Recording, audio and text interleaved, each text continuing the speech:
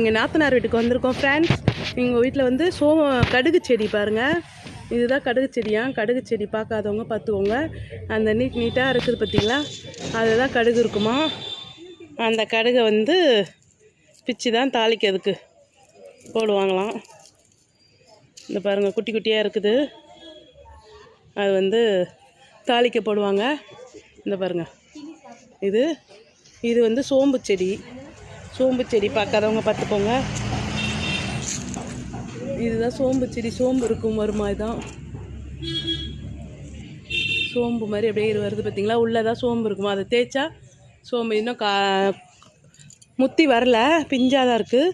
அதனால் அது வந்து சோம்பு செடி வருது. அப்புறம் இந்த பாருங்கள், இதெல்லாம் கடுகு செடி. இது வந்து பச்சையாக இருக்குது, திட்ட போகிறாங்க.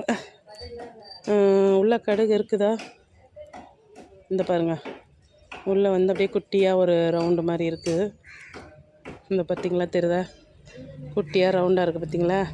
அதுதான் வந்து கடுகு வர்றதான். அது முத்தி போன பிறகு கடுகாக காய வச்சோன்னா கடுகு வருமா.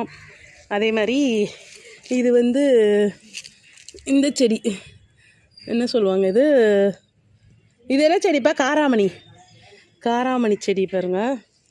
அவங்க தோட்டத்தில் காராமணி செடி இருக்குது. அப்புறம் சங்கு செடி, சங்கு பூச்செடி, இந்த பாருங்கள், சங்கு பூ பூத்துருக்கு, சங்கு பூலாம் பூத்துருக்கா.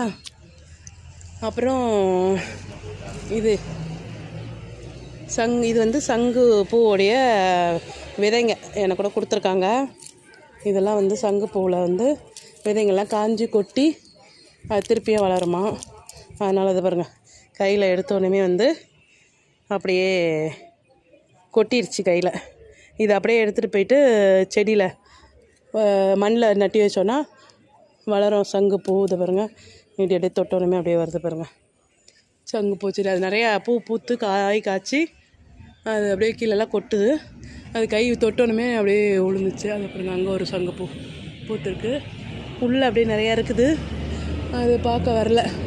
அதனால் அதே மாதிரி இதான் வந்து அதாவது மலை சீத்தான்ட்டு அது வளர்ந்துருக்கு. இது வந்து இன்னும் காயாக தான் இருக்குதான். அதனால் பிச்சு சாப்பிட்லாம்னு பார்த்தா காயாக தான் இருக்குதுன்னு இருக்காங்க. அதனால் பிக்க முடியல, கல் மாதிரி இருக்குது. அதனால் பாருங்கள், இங்கே ஒன்று இருக்குது, இங்கே ஒன்று இருக்குது. அப்புறம் அது ஒன்று இருக்குது, மேலே ஏதோ ஒன்று இருக்குது.